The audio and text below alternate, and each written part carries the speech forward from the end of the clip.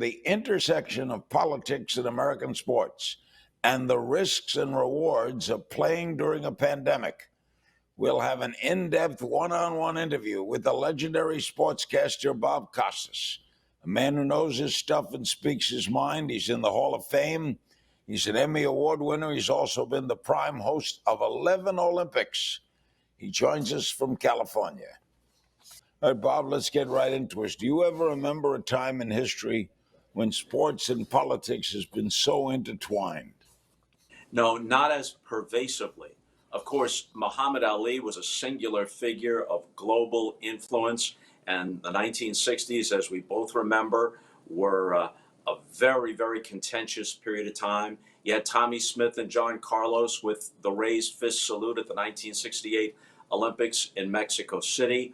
A lot of young athletes protested the war in Vietnam. Some were part of the counterculture. Bill Walton, an extremely likable man, nonetheless had some countercultural ideas which many agreed with. So that was a period of time when it was out there, but I don't think numerically there were as many athletes who had a political bent as seem to have today. Let's get to some of the instances. I know you were for it for a long time. I was too. What do you make of Washington finally dropping the Redskins? Well, as I said a week ago, they're not doing it because they saw the light. They're doing it because they're feeling the heat.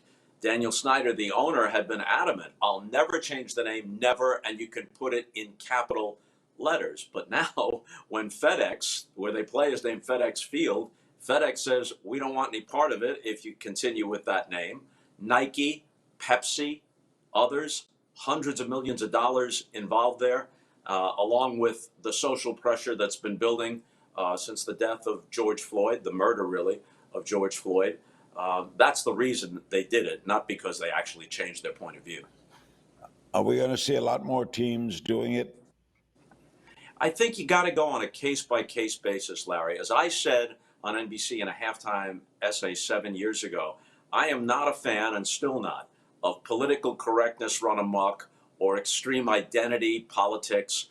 We got to be careful about that, and cancel culture. You got to look at each thing on a case-by-case basis. But at any time, could have been 30 years ago, if you thought about the Redskins for 5 minutes, you could see how that was distinct from Chiefs, Braves, Warriors. I understand if some Native Americans and others might be upset with the symbols and rituals, Chiefs, Braves, Warriors, whatever it might be. But by definition, those names are not insults. They could, if properly presented, be not much different than Cowboys or Vikings or Patriots. But Redskins, every dictionary defines Redskins, every one, as a slur, an insult, derogatory, pejorative, and there are no such definitions connected to other names that we generally associate with Native Americans. And if you just think about it this way, any other ethnic group, what's the equivalent of Redskins if applied to any other ethnic group? And you can see how ridiculous it is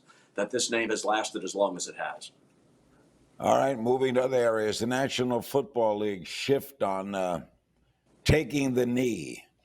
Going to see a lot of it if they play this year?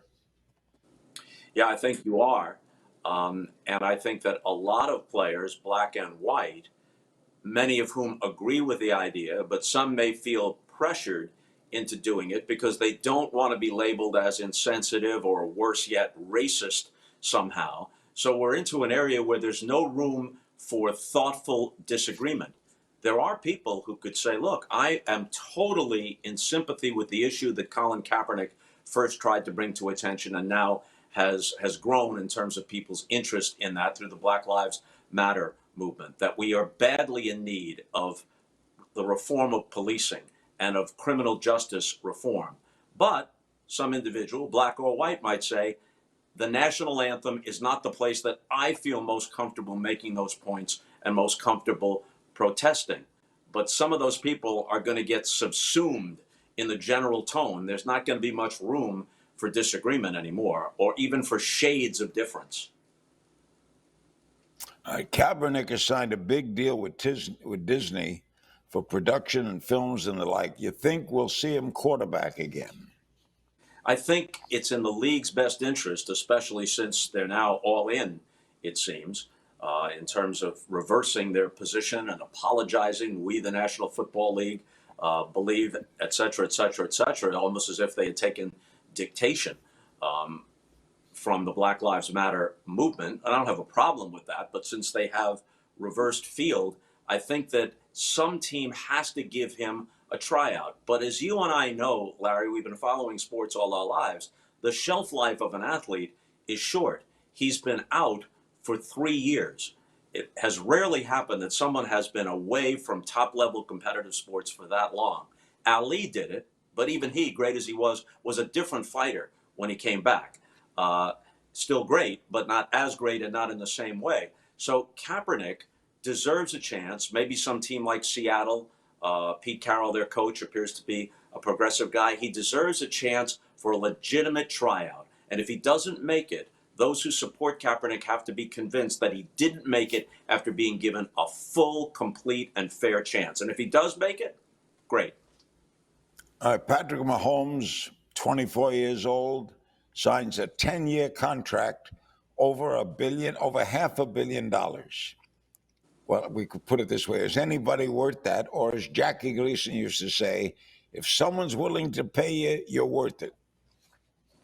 That's right. And if anybody's going to get it, you think about it with Patrick Mahomes, he's 24 years old. He's one of the most exciting players in the league. He took his team to a Super Bowl championship.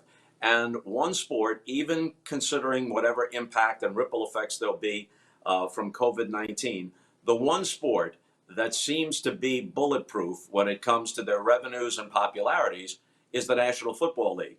And each team, you don't have as much difference as you do in other sports, market to market, because the primary source of revenue is the gigantic national television contract, which every team shares in equally. So Kansas City gets as much of that, and so does Green Bay, as teams in New York or Chicago or Los Angeles. So they have a certain kind of revenue security that makes this kind of investment practical for them. And I'm sure, while I haven't read the contract, I'm sure that there are outs for settlements should he sustain a career-ending injury halfway through. Were you surprised at NASCAR's decision to ban the Confederate flag, No, I especially the wasn't surprised. popularity of it in Dixie? Yeah, they know it's going to alienate part of their fan base, Larry, but in this atmosphere, I wasn't surprised. And any fair minded person should have realized a long time ago that you just don't want to be associated with the Confederate flag. Now, let me make this point.